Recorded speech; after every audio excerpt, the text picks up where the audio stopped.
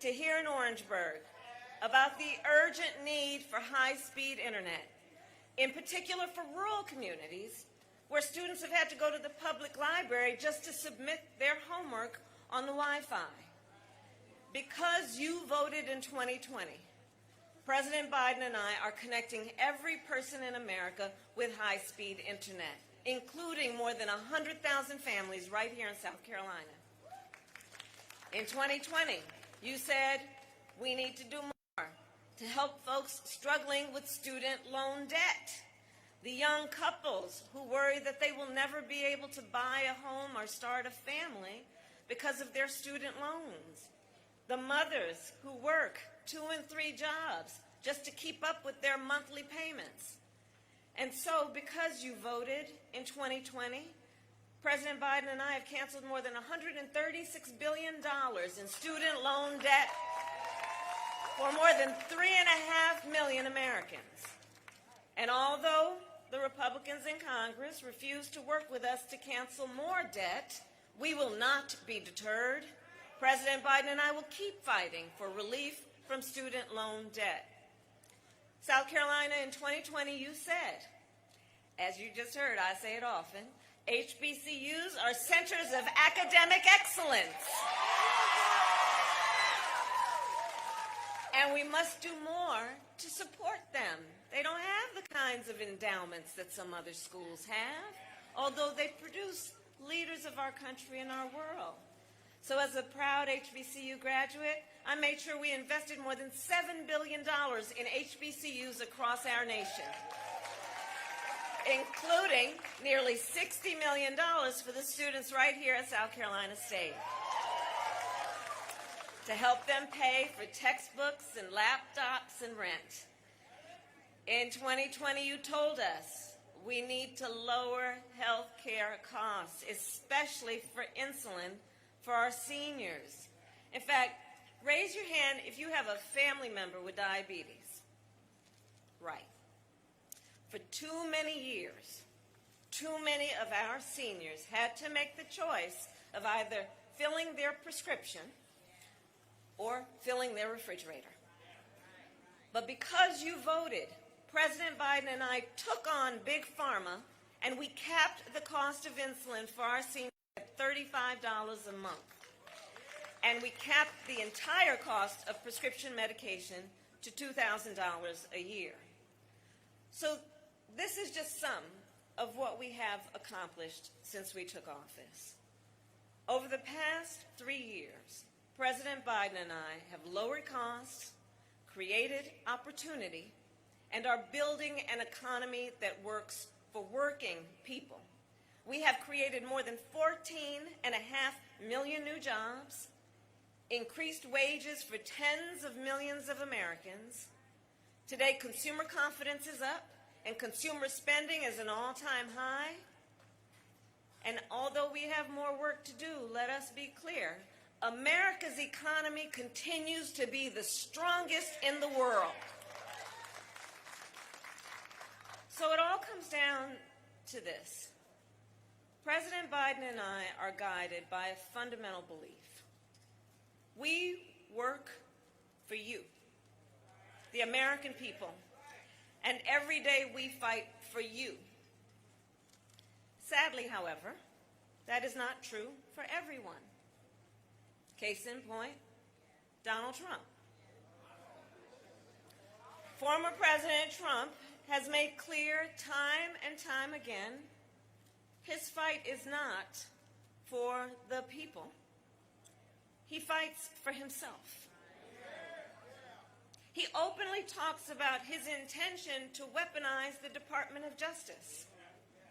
He openly says that he is, quote, proud that he overturned Roe v. Wade. Proud that he took the freedom of choice from millions of American women. For years, the former president has stoked the fires of hate and bigotry and racism and xenophobia for his own power and political gain.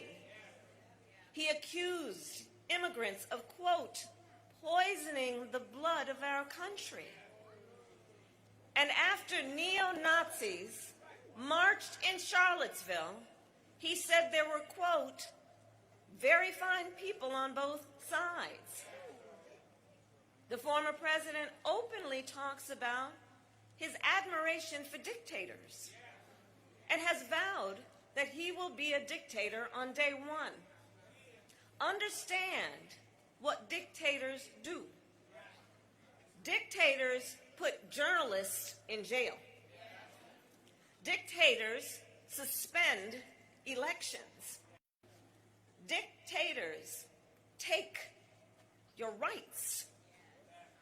And as the great Maya Angelou once said, when someone tells you who they are, believe them the first time. Well, the former president has told us who he is. And it is on us, then, to recognize the profound threat he poses to our democracy and to our freedoms. And let us recognize there are extremists across our country who have been inspired, encouraged, and even cowered by the former president. In this moment, just look at states across our country where we witness a full-on attack on hard-fought, hard-won freedoms and rights. The freedom to vote, the freedom to be safe from the horror of gun violence, the freedom to live without fear of hate or bigotry, the freedom to be who you are and love who you love openly and with pride, the freedom to learn and acknowledge our nation's true and full history, and the freedom of a woman to make decisions about her own body and not have the government telling her what to do. And on that point, I know all of us are clear. One does not have to abandon their faith or deeply held beliefs to agree. The government should not be telling her what to do with her body. So, across our nation, fundamental freedoms are at stake. And understand, and I say this in particular to the students, it does not have to be this way. It does not have to be this way. When we win majorities in the United States Congress, and when Congress passes a bill that reinstates the protections of Roe v. Wade, President Joe Biden will sign it. When we win majorities in Congress, President Biden will sign into law an assault weapons ban. He will sign into law the George Floyd Justice and Policing Act. And he will sign into law the Freedom to Vote Act and the John Lewis Voting Rights Advancement Act. On these issues and so many more, who sits in the White House? It matters. And in this election, we each one of us, we face a question. What kind of country do we want to live in? We each face that question. What kind of country do we want to live in? Do we want to live in a country of liberty, freedom, and rule of law? Or a country of disorder, fear, and hate? We face a choice: cruelty or compassion, chaos or competence, division or unity. Each of us has the power to answer these questions on a daily basis in South Carolina tomorrow at the ballot box. Because tomorrow, of course, is primary day here in South Carolina. It's on a Saturday this year. In South Carolina, you are the first primary in the nation. And President Biden and I are counting on you. We are counting on you. We are counting on you to vote and to get everyone you know to vote. to send out text messages, to knock on doors, and to make your voices heard. So in conclusion then, I ask, are you ready to make your voices heard? Do we believe in freedom? Do we believe in democracy?